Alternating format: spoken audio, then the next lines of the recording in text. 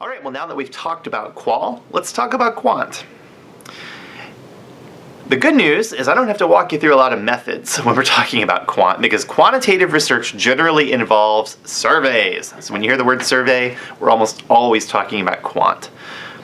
Sometimes we call our interview guides and qualitative research surveys, but that's just a, just kind of a comfortable term that we're used to using as researchers.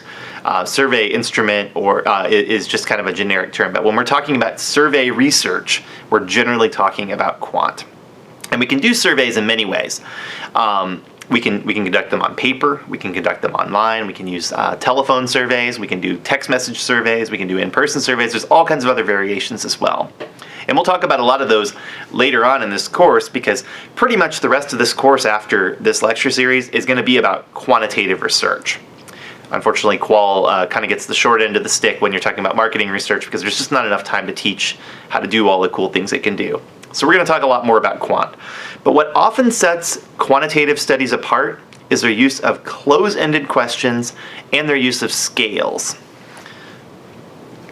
So close-ended questions, I'm sure most of you are extremely familiar with. Anytime you've taken a test that has multiple choice questions, you have taken a close-ended question. An open-ended question would be like an essay question. So close-ended questions tend to be worded like a multiple choice question, where you are given a question and then you're given some choices to choose from. And in this case I have, which of the following best describes your age? And then we have 6 different choices: under 18, 18 to 24, and so on up until over 55. So close-ended questions are convenient in that they force respondents into a limited number of choices and they don't give them a lot of variation. Now think about if I'd asked this question open-ended. You would have any range of numbers, probably ranging from, if we were doing students, probably ranging from anywhere from 18 to, in the mid-40s, depending on which group of students you're talking to. But students might just put the number, they might put the word years, they might put YRS, they might put Y, all kinds of different variation in terms of how they would answer the question. And we'd have to go through and manually edit all of those to put them in a usable format for analysis. Well, here we can just count how many people chose choice A, choice B, choice C, and so on down the line, and very quickly generate statistics. Now that's one of the biggest pros about this approach, is that we can really quickly summarize the data and conduct analysis with it. The con, not so much in this question, but in a lot of other closed-ended questions, is that sometimes we don't think through the choices very well, and we put choices that are not mutually exclusive, or choices that are not exhaustive. And what that means, mutually exclusive, means that there's only one thing in this range of choices that you can pick that actually describes you. So here in this case, if your age is 26, there's only one choice that you can choose that accurately describes your age, and that's choice C. But let's say that choice A said under 18 and choice B said 17 to 24. Well, then would you pick A or B if you were 17? It would be hard to pick. You would have to pick one or the other if you were only allowed to pick one or the other, or maybe you'd circle both. So we want to make sure that we have mutually exclusive answers, that there's only one bucket that you can fit into for each selection that you can make. We also want to make sure that our lists are exhaustive. In other words, that there's no categories that we didn't think about. And that's really a danger with closed-ended questions. When you're thinking about something that's more complicated than age or very easily recognized information. Let's think about ethnicity for a minute. One of the really tricky things about ethnicity is that, traditionally anyway, I don't necessarily agree with the way this is done, but the way the Census Bureau does things is that they treat Hispanic as a culture rather than as a race. So you can be white non-Hispanic, you can be white Hispanic, you can be black non-Hispanic, or you can be black Hispanic.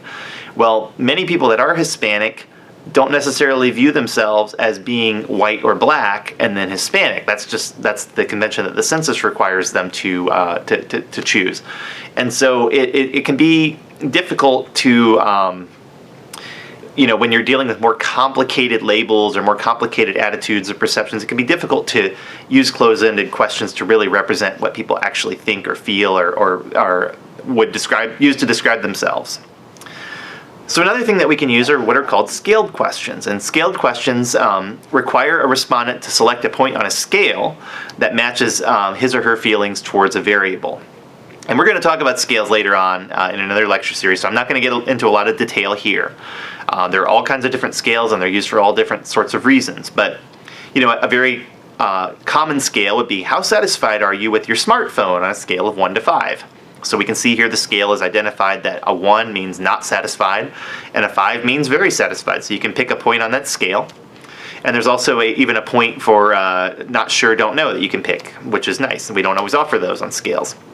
But one of the problems that you should be able to spot right away is that this scale really is going to vary by individual. What does very satisfied mean to me that might be different from what it means to you? I'm a pretty positive person, so I tend to give, if I like something, I tend to give it the top point on a scale very easily.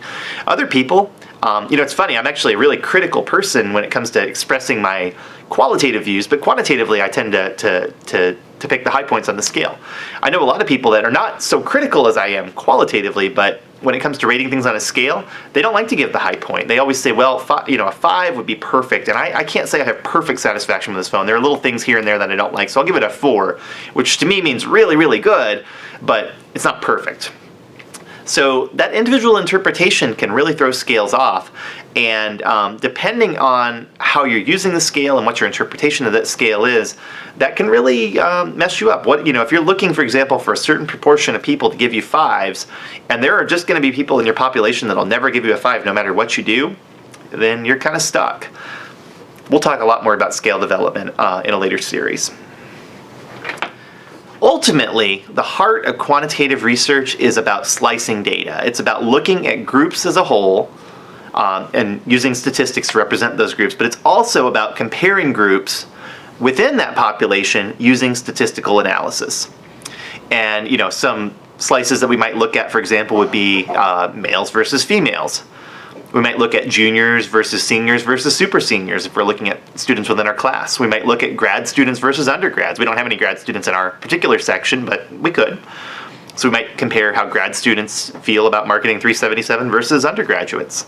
We might also look at how good students fare against bad students, and we want to understand the disparities between those two groups. Like, what do good students do that makes them good students? Do they study 6 hours a week like they're supposed to? Or, do they come into class already knowing the topic? Did they fail the class before and they come in and they're a little bit better armed to take it on? There are all kinds of things that we could look at.